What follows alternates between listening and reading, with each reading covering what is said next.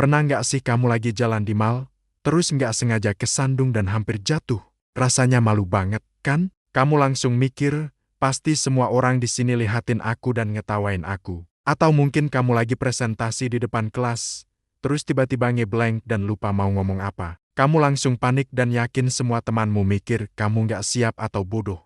Kalau kamu pernah ngalamin hal kayak gitu, tenang, kamu nggak sendirian. Fenomena ini punya nama, loh.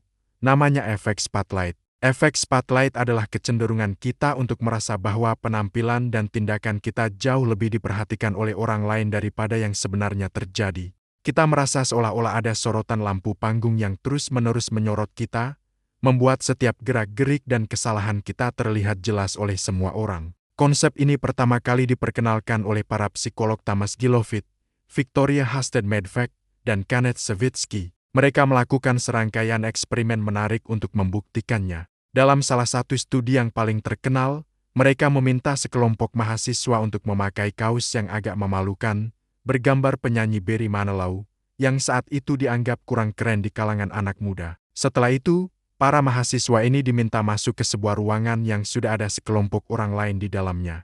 Setelah keluar, mereka ditanya, menurut mereka, berapa banyak orang di ruangan itu yang menyadari gambar di kaos mereka. Rata-rata, para mahasiswa ini menebak sekitar 50% orang di ruangan itu memperhatikan kaos mereka. Tapi, tebak apa hasil sebenarnya? Kenyataannya, hanya sekitar 20-25 orang yang benar-benar sadar dan bisa mengingat gambar di kaos itu.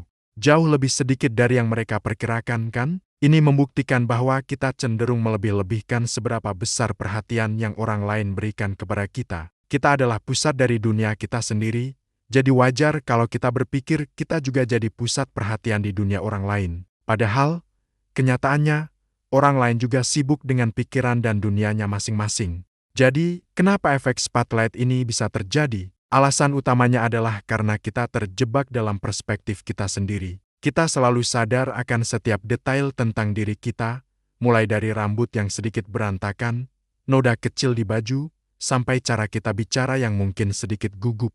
Karena kita sangat fokus pada diri sendiri, kita secara otomatis mengasumsikan orang lain juga sama fokusnya pada kita. Padahal, mereka punya kekhawatiran dan pemikiran sendiri yang jauh lebih penting bagi mereka. Terus, gimana cara mengatasi efek spotlight ini supaya kita nggak gampang cemas atau malu berlebihan? Pertama, coba sadari dan akui bahwa perasaan ini ada. Setiap kali kamu merasa jadi pusat perhatian, ingatlah eksperimen kaos Barry Manilow tadi. Kemungkinan besar, orang lain tidak begitu memperhatikanmu seperti yang kamu kira. Kedua, coba geser fokusmu. Daripada terus-menerus memikirkan apa ya pendapat orang tentang aku, coba alihkan perhatianmu keluar.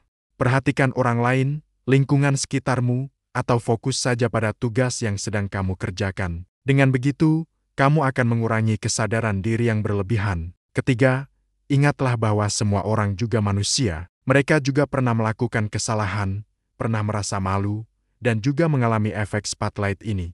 Jadi, kalaupun mereka melihatmu melakukan kesalahan kecil, kemungkinan besar mereka akan memakluminya, bukan menghakimimu. Memahami efek spotlight ini bisa sangat membebaskan. Kita jadi bisa lebih santai, lebih berani mencoba hal baru, dan tidak terlalu takut membuat kesalahan.